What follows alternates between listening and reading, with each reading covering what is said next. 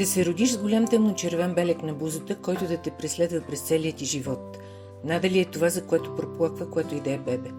За майка му това беше кошмар, а за баща му основателна причина да ги изостави. Самуил не помнеше кога точно разбра за различността си. Помнеше камъните, остри и болезнени, когато го оцелваха по гърба и лицето. Помнеше звука им, докато се удриха в стената до него. Изрод! Чудовище! Така крещяха децата, докато той се свиваше в кюшетата на улицата. Даже съседските кучета лаеха, сякаш споделяха омразата. Така израсна и така си остана сам. По-късно, когато момичетата се започнаха да се заглеждат по връстниците му, да си шушукат, да се изчервяват, да се оставят да ги прегръщат и да ги целуват по ъглите в тъмното, нещата не станаха по-добри. На 17 години вече беше висок и строен, с дълга коса с пепеляво разцвет, за което много момичета биха му завидели. Очите му сиви, сякаш пронизваха събеседника, докато някой се спираше да поговори с него. Белегът, тъмно-червена линия, която се спускаше от лявата му вежда до носа му, беше първото, което хората виждаха в него. Понеже никога не ходеше никъде, прекарваше времето си в четене и в онлайн игри. Там, в мрежата, беше стихията му. Там беше различно. Без белега, без погледите и подмятанията. Беше майстор на стратегии, мозък за таватар. Не виждаха лицето му, само резултатите. Там не просто играеше, беше свободен. Вероятно, всичко щеше да си остане така завинаги. Беше скрит и търсен в мрежата, но нежелан в реалния живот. Беше го приел и не се опитваше да промени нещата.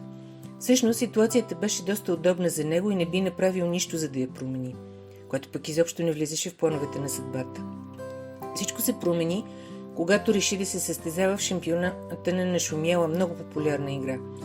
В първия момент, в който не успя да победи противника си, Самуил помисли, че губи форма. Седмици наред двамата бяха равни, с напълно еднакви резултати. Стратегиите – огледални. Това не можеше да се случва. Наградата беше 6-цифрена сума. Беше невероятно, че ще му се наложи да я сподели. Организаторите на състезанието също бяха изненадани от подобно равенство. Предполагаше се, че такова съвпадение на идеи и възможности е толкова минимално, че реално не би могло да се случи. Даже и цялото население на Земята едновременно да се беше включило в надпреварата. Фирмата беше голяма и собственик реши, че ще е чудесна допълнителна реклама да срещне наживо двамата победители и да ги извади от удобната анонимност. Самуил получи поканата и я прочете няколко пъти. Не знаеше какво да мисли. Не беше свикнал да се появява пред хора повече от абсолютно задължителното, тук изглежда щеше да се наложи.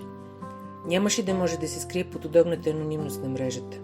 Трябваше да застане с лицето си и да бъде сниман, вероятно сочен с пръст, подиграван, оплюван, както винаги. Първият му порив беше да откаже, да предостави наградата на другия победител или да я остави като дар за някоя кауза. Винаги имаше къде да се използват толкова пари на куп. Никой не бяга от съдбата си, сине. Поговори с възглавницата. Утрините винаги дават отговори, посъветва го майка му. Отрудена жена, за която самата мисъл да се подарят каквито и да са пари, беше безумна. Той ненавиждаше този нейн маниер да говори с поговорки. Струваше му се неоригинален, някак изтъркан. Бесяващото обаче беше, че почти винаги се оказваше права. Възглавницата тази нощ остана мълчалива. За пръв път той не сънува нищо. Празно.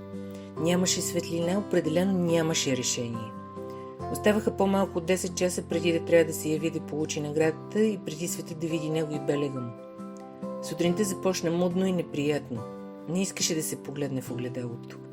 Полеше го да си признае, че не е способен да вземе решение. Не искаше да се изправи пред погледите на всички, но и не се осмеляваше да разочарова единствения човек, който винаги го беше подкрепил. Майка си. Тък му седна пред компютъра, на входната врата се позвъни. Трябваше да иде и да отвори. На прага стоеше млад, добре облечен мъж. Търси Самуил, каза той. Погледът му, приветлив от първия момент, не трепна нито за секунда, като видя белега. Познаваме ли се? Погледна подозрително Самуил. Не. Казвам се Сени, представлявам фирмата и съм тук, за да те придружа на награждаването. Самуил не очакваше това. Изобщо не му беше хрумвало, че няма да може да откаже да се яви.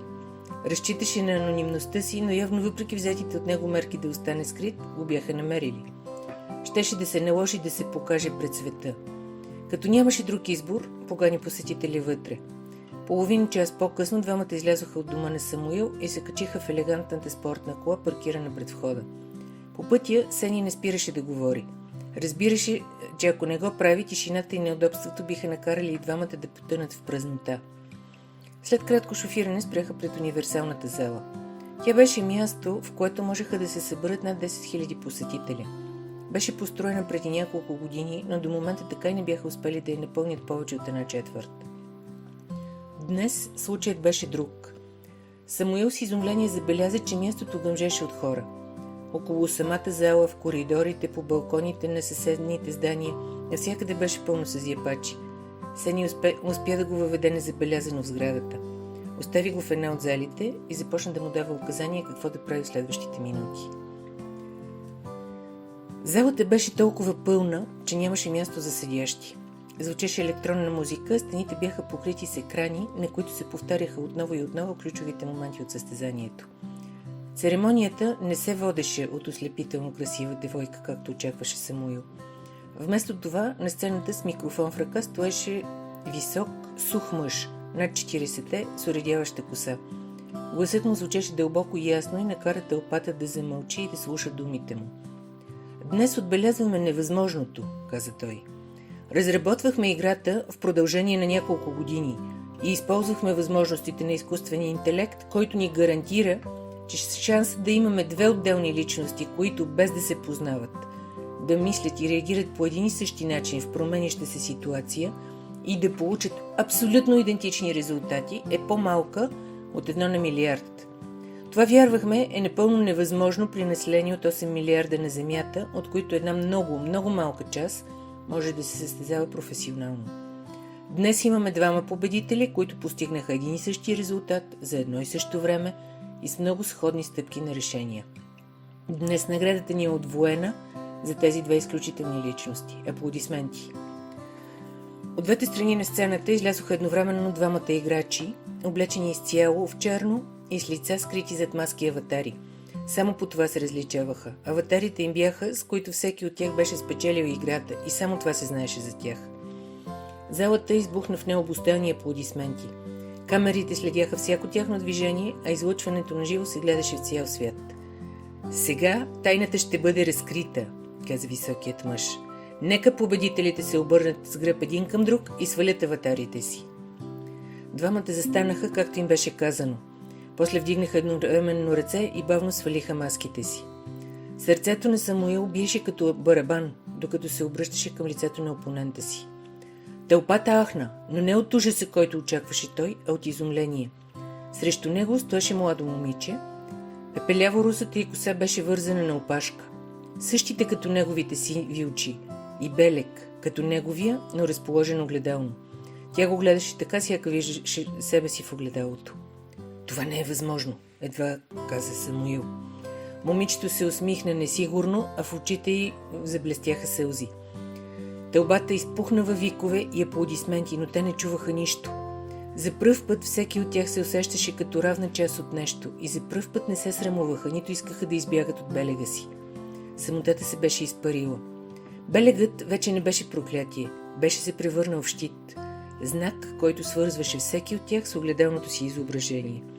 А съдбата, тази стара шегобийка, се усмихна, намести се удобно в креслото си и премести нова фигура в играта.